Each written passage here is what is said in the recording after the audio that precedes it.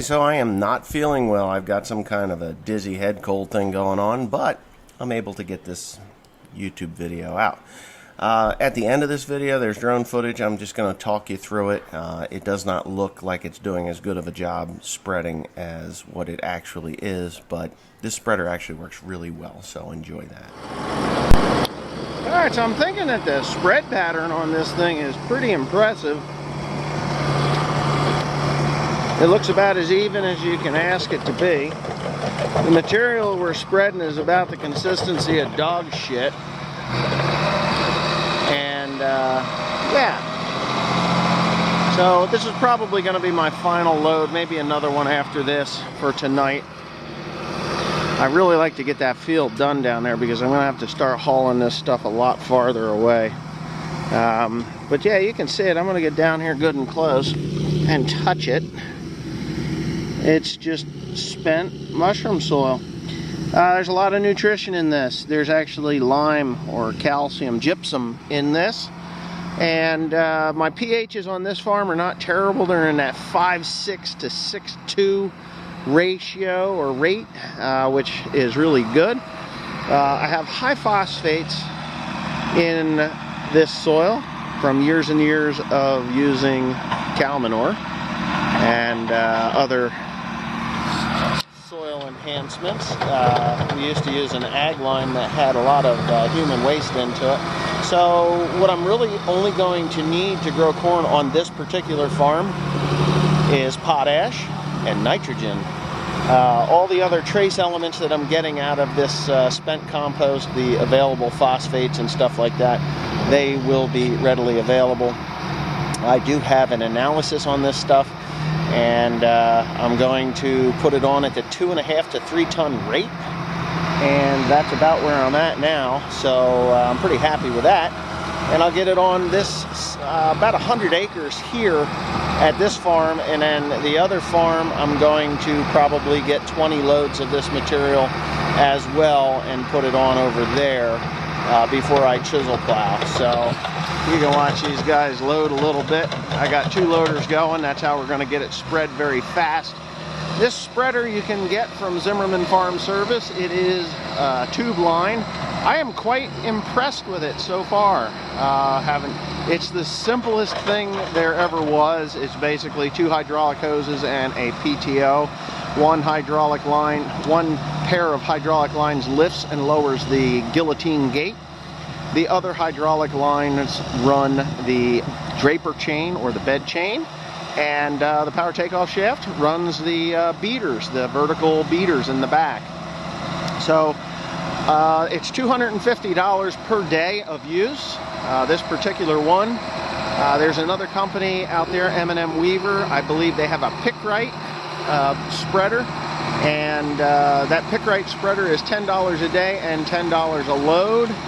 And it's just, to me, this is probably the cheaper deal, unless I lie about the loads, and I'm not one to lie about loads. So I figured this was the best rate. I've got the 8530 on here. Perfect tractor for that. Joe's running the 7410. He hates it, which is good that he's running it because he's just full of anger. Anyway, I'm going to get...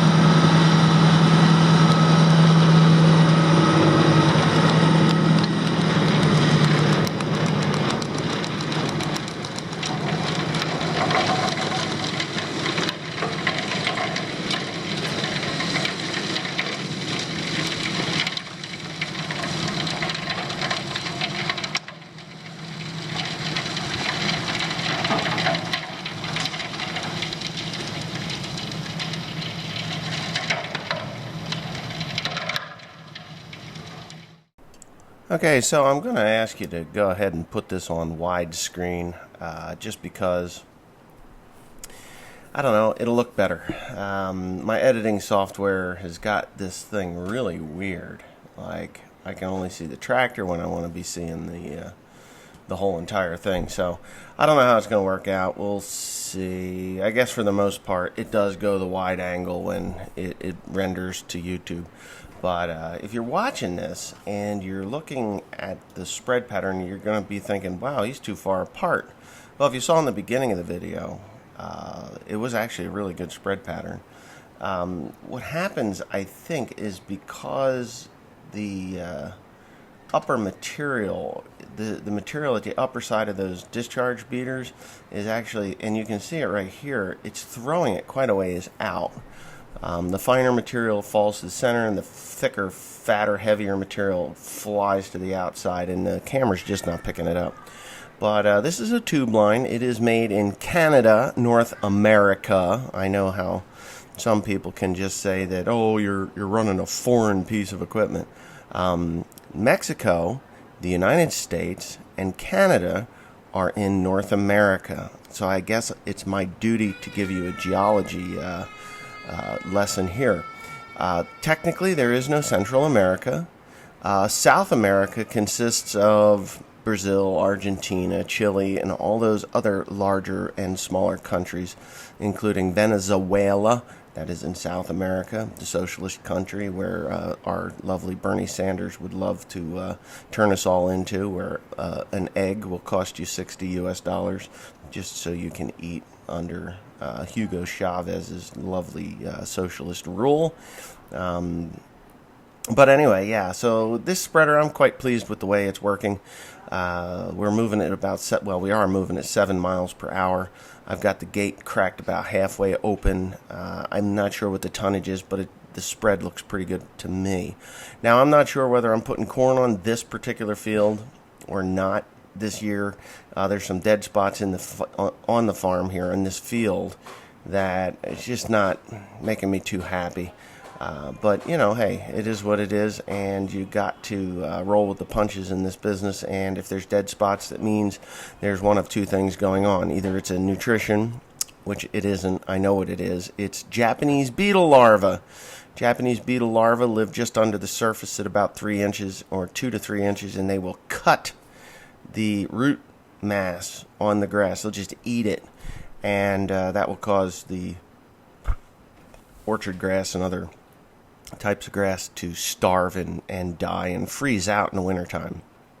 Now, my God, my eyes are bloodshot.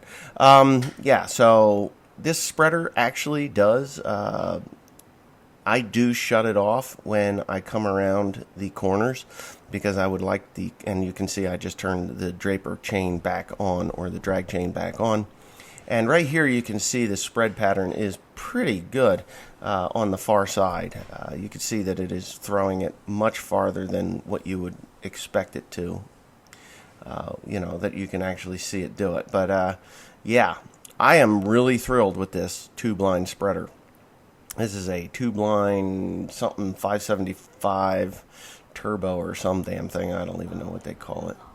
But I really like it. I do really like it. I wish it was a little bigger. The tractor I'm using is pretty good size, so it handles it very well. So I hope you've enjoyed this. I'm going to go ahead and shut it off. My wife just came up here with a sandwich that I will promptly throw up because I'm feeling that sick. Yeah, anyway. What do they call this thing? I got to make sure I know what they call it. You know what they call this thing? Is it tube line what? The spreader, what do they call it? Do you know? Let me expand that. Nitro 575 RS. That's what it's called. The tube line Nitro. You would know that if you had done what I said by expanding the full screen. Anyway, I guess I've rambled on enough. I do feel sick, so just bear with me here. Hopefully tomorrow's a better one. I am going to read the comments where you will see my eyes are so severely bloodshot you wonder why I'm even doing this. Being I'm sick, I may as well start off with an idiot. Steely Dan. Steely Dan says, hey, how's your Make America Great Again president doing with this mess he let happen? What a fucking asshole we have for a president. Unfortunately, you really need to stop watching CNN, MSNBC, ABC, CBS, and what other leftist television program that you're watching. Coronavirus did not happen in the United States. It started in China. Okay, the Chinese locked down their cities because they are communist, and they are not actually giving us the actual factual numbers as to how many people died, how many people were actually infected, who they let out, who they killed to stop the spread of this infection. But here in the United States, we have a thing called the Constitution, and it allows us to do things like freedom. Okay, so in China, we don't have freedom in China. We have freedom in the United States. And unfortunately, that is why it is spread. As for the president, I think he's doing a great job. Honestly, I really do. And if you don't, they make these things called airports, and you can denounce your citizenship of the United States. And if you feel that China is a better place to live, you can possibly go live there and become a citizen of China and see how the rest of the world works. But yeah, there you go. I hope that answer was substantial enough for you. Chris says grease is totally option when renting. Not when I'm renting. I try to make the machines last when I'm renting them. I don't rent very often, and it will be greased and cleaned before it goes back to where I got it from. Maxwell Strong has two questions within two questions separate. How's the John Deere 4960? Runs great. We've been chisel plowing with it. Runs great. And he also asked, do you still have the New Holland combines? I have one New Holland combine. The TR70 I sold a few years back, maybe 2 years ago, 3 years ago. But I do still have the TR96, which I will be using in the fall. Double agent. This is funny. Grease and oil invite sand and dirt to stay. Well, if we had two pieces of equipment, mine and yours, and we ran them in the same conditions, and I greased them according to the conditions, and you didn't grease yours, I could guarantee you, double agent, your piece of equipment would fail miserably. B. Harmon, you'll be bitching about the deer in no time. No, I won't. Because by the time the corn is planted, I leave for North Carolina. When I get back, it'll be tasseling. So, no, I won't, because I'm not growing soybeans.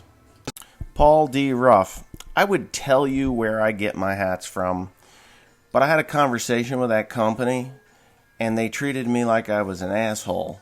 So I refuse to give them any more business than what I give them. I love their hats, but I'm not going to advertise for them. Bill Moran says 400 bushel corn, question mark. Yeah, sure, I'll buy that. Not. We are actually quite capable of reaching 400 bushels to the acre of corn, as are most people with the proper ground and moisture and nutrients in the soil. Soil conditions, weather, make any ground possible to grow 400 bushels to the acre.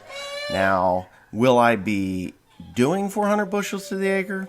I have no intentions of pushing the corn to 400 bushels to the acre. And somebody else had asked about 400 bushel corn, if it was possible. Well, it absolutely is.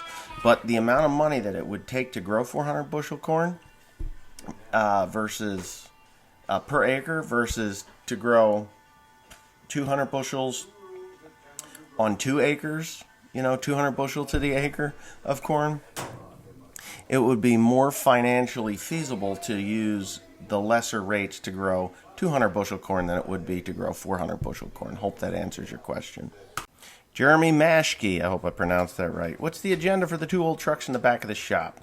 Well, I really never had an agenda for them. I never even expected to purchase them, but when I went to look at them, there was another fellow there that was going to sell them to be chopped apart for rat rods, and they are in such good shape, I just could not allow that to happen. So they're in the back of the shop until I figure out what I'm going to do with them. But I had to save them. This is the last question. I am actually physically sick. I was on How Farms Works live stream.